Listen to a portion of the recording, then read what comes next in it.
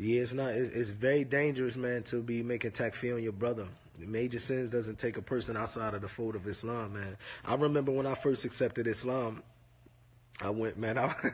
I was like going to different masajid. You know what I mean? And I was a new Muslim. Um, Maybe not even a year. You know what I mean? Maybe six months or something like that. And I was going to different masajid, different masjids through LA. And I went to one masjid, and every time I went, and it was all about politics. Nothing about teaching people Islam. Nothing about teaching people their religion. Which, unfortunately, majority of the masjids in America, I don't know about other countries, but majority, I would say 90%, they're not into teaching people Islam. They into politics. They into bashing this Muslim country, bashing this Muslim ruler. So you will have an individual that go to a certain masjid for 10 years, and he never learned no Arabic. He never really learned how to recite Quran properly, because majority of these masjids is all about politics. And I seen this, you know what I mean? So I was hopping from different masajid, but alhamdulillah, I was a new Muslim, but I would go to this masjid and I would say, man, something doesn't feel right. So I go to a different masjid, you know what I mean? And I go in the masjid and everything about politics. And at this particular time, man, I wanted to learn my religion. I didn't even know how to pray properly. And I was too embarrassed to ask a person like certain questions about Islam because I was shy. You understand? So I was wondering, how come I'm going to these masjids and nobody teaching Islam? They only want to talk about this ruler in this Muslim country is bad. This thing is bad. Of course, we concerned about what's happening in Palestine and these different countries, but the cure to the problems of the Muslim is Tawheed, learning our religion. As the Prophet ﷺ told us in many times, that when the Muslims return back to their religion, Allah will give us victory and success. So, of course, we could talk about what's happening, what's facing the Muslims, but tell us the solution. Teach us the solution. The solution is return back to your religion. Real simple. And the Prophet ﷺ, he said that. He said that there will come a time where people will gather around you, when nations will gather around you, as if they eat, as people gathered around a plate eating. They will gather around the Muslims. And he said pretty much they will invade the Muslims. They will attack the Muslims. And he said Allah would not let up from punishing the Muslims until they return back to their deen. Until they return. He mentioned because the Muslims would turn their back on their religion. They would chase the tails of cattle. They would turn their back on struggling in jihad. They would turn their back. But he didn't leave it. The Prophet ﷺ didn't leave it with jihad. He didn't say, the Prophet ﷺ didn't even say that's the victory. He said Allah will not let up until you turn back to your deen, your religion. Unfortunately, many of us don't know our religion properly. So the punishment that Allah put on us, the only way that Allah will remove this, wa alaikum salam wa rahmatullah, sister, the only way, Sister Jahara, we got to talk about the coffee truck at the event that's coming up in March. So I will hit your peoples, call me, and I will contact them back, inshallah. But the Prophet sallallahu alaihi wasallam let us know that the victory to the Muslims is returning back to their religion. You understand? Yes, I'm going to come, inshallah, to Al-Faisu, inshallah. We can discuss everything and get everything rolling, alhamdulillah.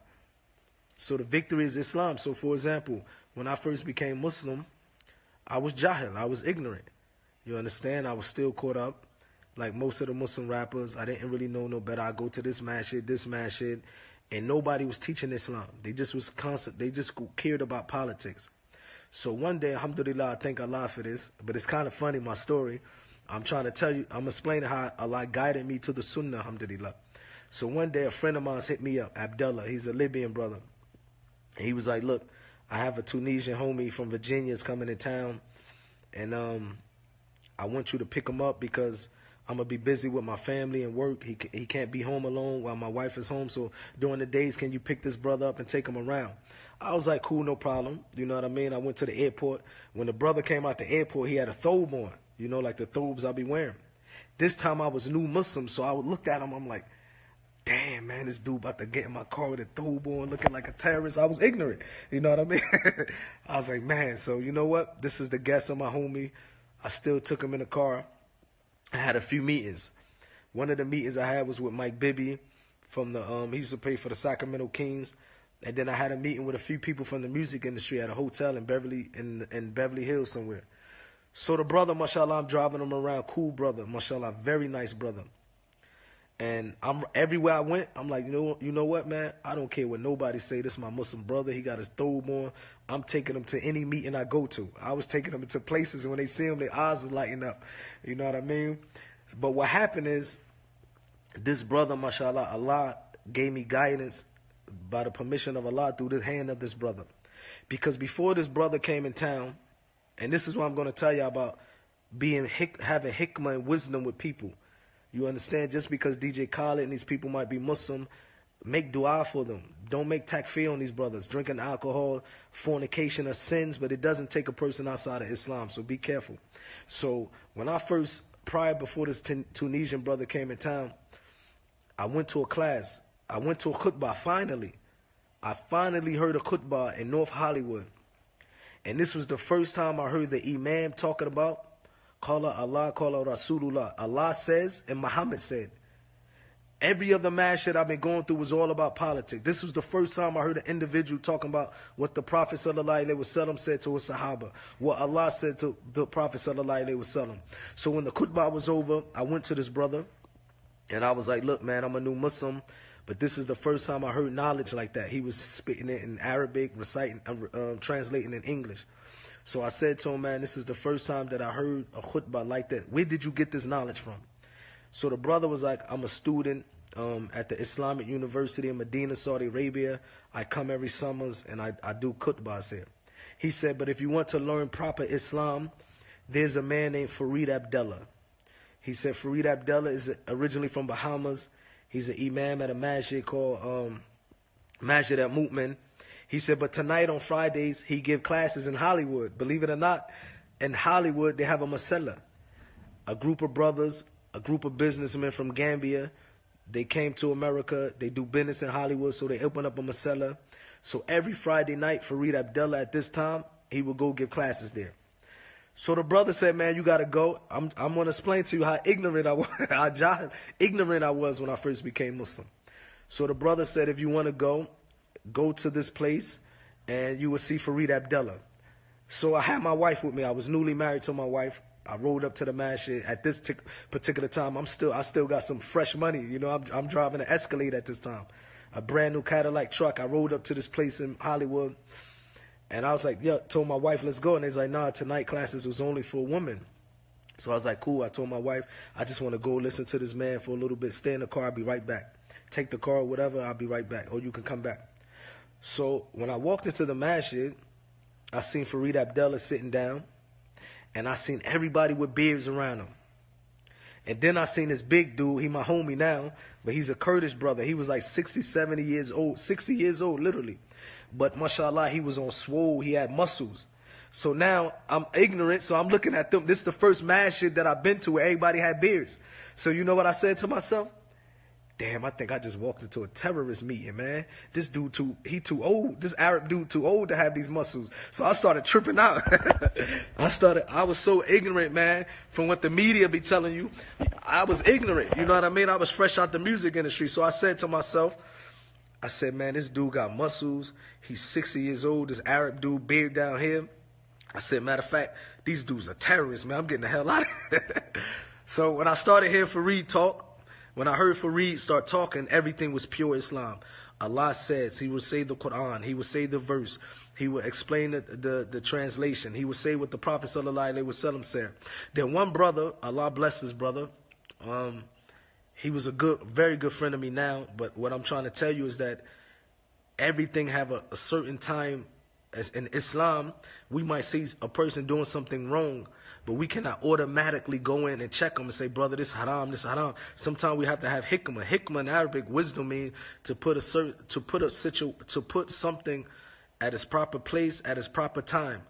A proper place at the proper time. So we might see brothers smoking or drinking. It might not necessarily that we can go right to them and say, brothers drinking alcohol is haram, like people do all the time. You might chase a brother away. So one brother came to me, mashallah, he's a good friend of mine now, and I knew his intention was pure. And he came to me and he was like, you know what? You got to cut your jeans above your ankles. Because the Prophet ﷺ, he told us men that we should wear our garments above our ankles. But I didn't know this. I was a new Muslim. Now I'm thinking that these people terrorists and they crazy. So I'm like, man, wait a minute. What do you mean I got to cut my? He's like, the Prophet sallallahu alaihi wasallam said this. I don't even know how to pray properly. You understand? I don't even know how to pray properly, but he's telling me to cut my pants above my ankle, which is true. What he's saying is correct. You understand? But he should have came at me with something simple. Teach me how to pray. Ask me, do I know my prayers yet? Teach me how to recite Quran properly. But he went straight to telling me to cut my jeans. So I said, you know what, man? I'm getting the hell out of here. This is what I said. I said, man, these jokers crazy. I said, this old man, 60 years old. I ran to my wife. I said, man, I think I just ran into a terrorist meeting. I said, I seen this old man. He was 60 years old. This dude was on swole. His muscles was cut up. Come to find out later, he was Ali. He's a bodybuilder. He's a professional bodybuilder. But I'm tripping.